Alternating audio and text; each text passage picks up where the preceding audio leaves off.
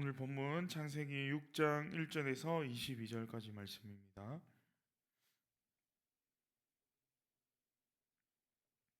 창세기 6장 1절에서 22절까지 말씀. 사람들이 땅 위에 늘어나기 시작하더니 그들에게서 딸들이 태어났다. 하나님의 아들들이 사람의 딸들의 아름다움을 보고 저마다 자기들의 마음에 드는 여자를 아내로 삼았다. 주님께서 말씀하셨다. 생명을 주는 나의 영이 사람 속에 영원히 머물지는 않을 것이다. 사람은 살과 피를 지닌 육체요 그들의 날은 120년이다.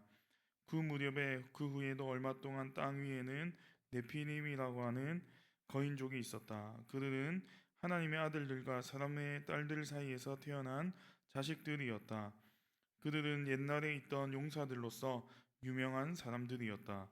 주님께서는 사람의 죄악이 세상에 가득 차고 마음에 생각하는 모든 계획이 언제나 악한 것뿐임을 보시고서 땅 위에 사람 지으셨음을 후회하시며 마음 아파하셨다. 주님께서는 단식하셨다. 내가 창조한 것이지만 사람을 이 땅 위에서 쓸어 버리겠다.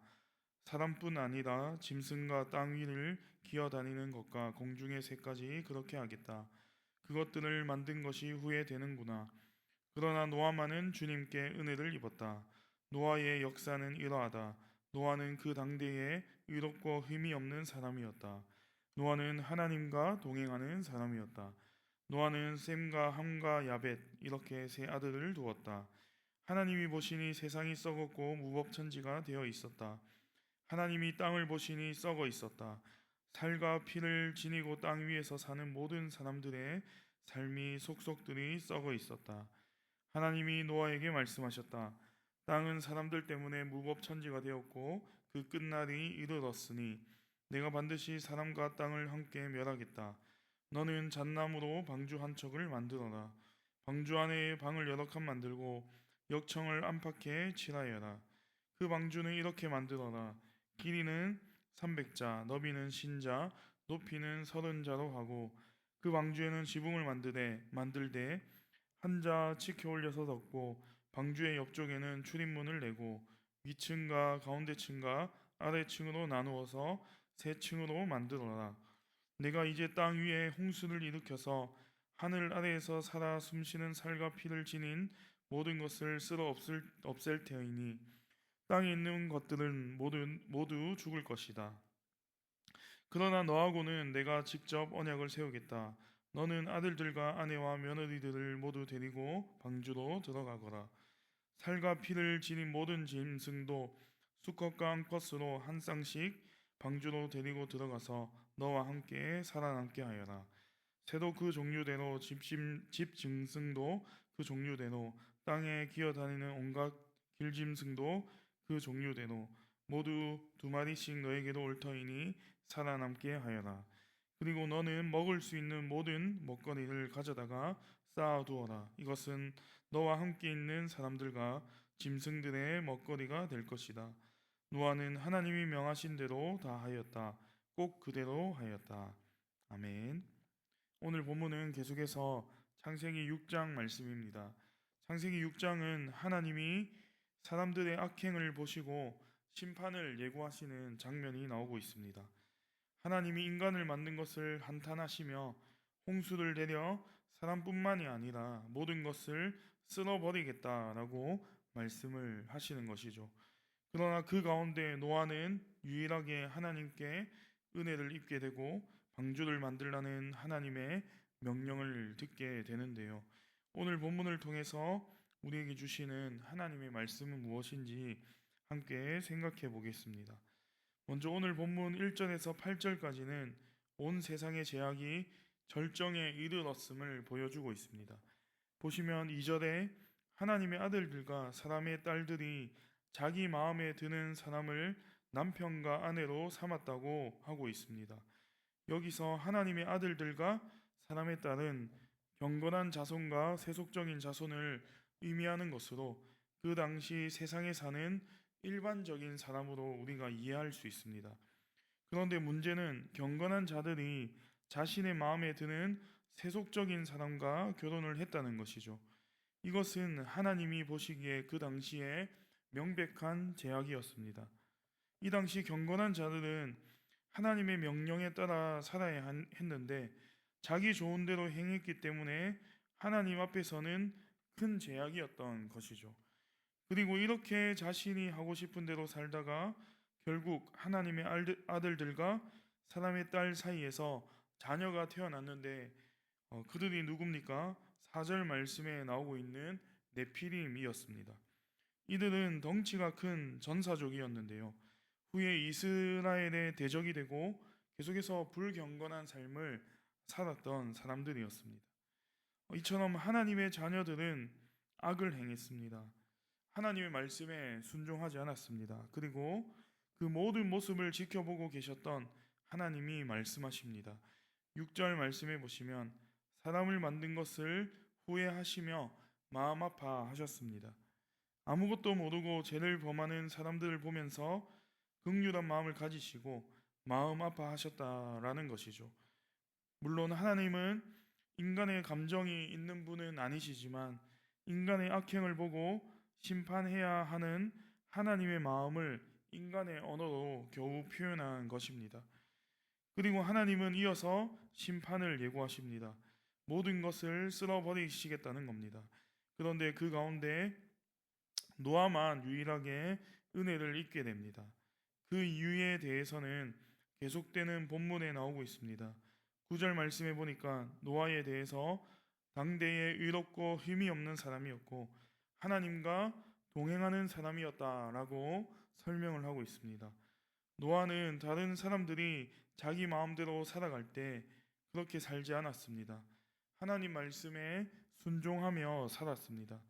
그리고 이러한 모습으로 인해서 노아는 유일하게 그 당시에 하나님께 구원을 받는 자가 된 것이죠. 계속해서 본문을 보시면 하나님이 인간의 악행을 지적하고 다시 한번 심판을 예고하십니다.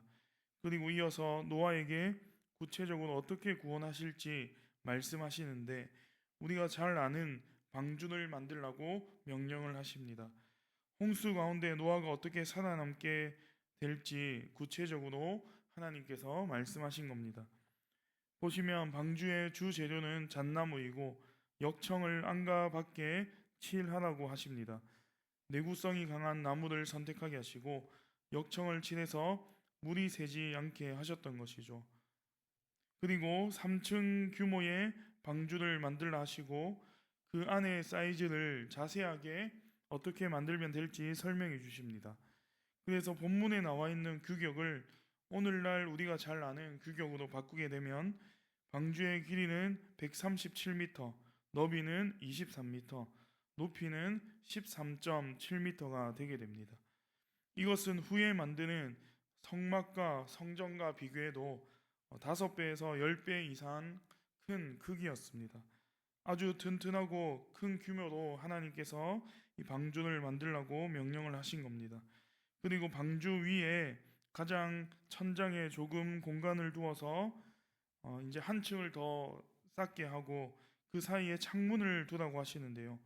이것을 통해 한기와 채광은 물론이고 창문이 그 위에 달린 것이 아니라 윗지붕 사이드에 달렸기 때문에 온전히 그곳을 통해서 지금 바깥의 날씨가 어떤지 햇빛이 들어오고 있는지 노아가 그 안에서 짐작을 할 수 있었습니다. 그리고 이러한 구조는 오직 하나님께만 빛과 생명의 통로가 있음을 날마다 그 창문을 보고 깨달으려는 하나님의 마음이 들어있는 것이기도 하였습니다. 이처럼 방주는 하나님이 구원을 받은 노아의 가족이 탄 구원의 방주였습니다. 그리고 이 방주의 모습이 마치 우리가 잘 아는 모세가 갈대 상자에 담겨 구원을 받은 것과 같은 모습임을, 그래서 하나님께서는 이 방주를 구원의 방주로 만든 것임을 우리는 분명히 알 수가 있습니다. 이렇게 하나님은 방주를 어떻게 만들지 말씀하시고 홍수를 일으켜서 모든 것을 쓸어버리겠다라고 하십니다. 그리고 노아와는 언약을 맺으시는데요.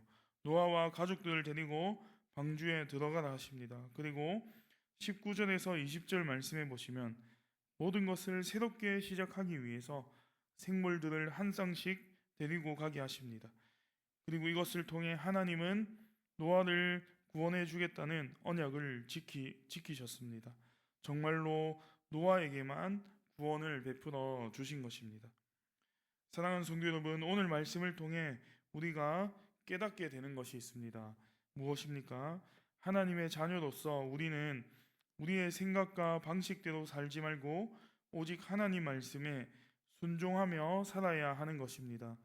오늘 말씀을 통해 불순종하는 자들을 하나님께서 어떻게 했는지 보았습니다. 만든 것을 후회하실 정도로 하나님은 불순종한 자들을 심판하셨습니다. 하지만 끝까지 말씀에 순종한 자는 하나님이 반드시 책임져 주시고 구원을 베풀어 주심을 또한 깨닫게 되었습니다. 하나님의 홍수 심판 사건을 통해서 단순한 신앙의 원리이지만 다시 한 번 더 꼭 기억하시길 바랍니다. 그래서 정말 하나님 말씀대로 순종하며 살아가시기 바랍니다. 내가 하고 싶은 대로, 내 생각이 가는 대로, 내 정욕이 이끄는 대로 살아가지 마시고 한번 그때 멈추어서 하나님 말씀을 생각하고 그 말씀대로 살아가시기 바랍니다. 그래서 구원의 경주를 온전히 잘 마칠 수 있는 우리 모든 사랑하는 성도님들 되시기를 주님의 이름으로 축복합니다. 아멘. 기도하겠습니다. 하나님 감사합니다. 오늘도 새날을 허락하여 주시고 말씀과 기도의 자리에 나오게 하시니 감사합니다. 오늘 하나님께서 불순종한 자들에게 심판하시고 순종한 자에게 구원을 베푸심을 보게 되었습니다. 이 중요한 신앙의 원리를 다시 기억하여 하나님이 기뻐하시는 순종의 삶을 살아가는 우리 모두가 되게 하여 주시옵소서. 이 시간에도 간절한 기도 제목을 가지고 주님 앞에 나왔습니다.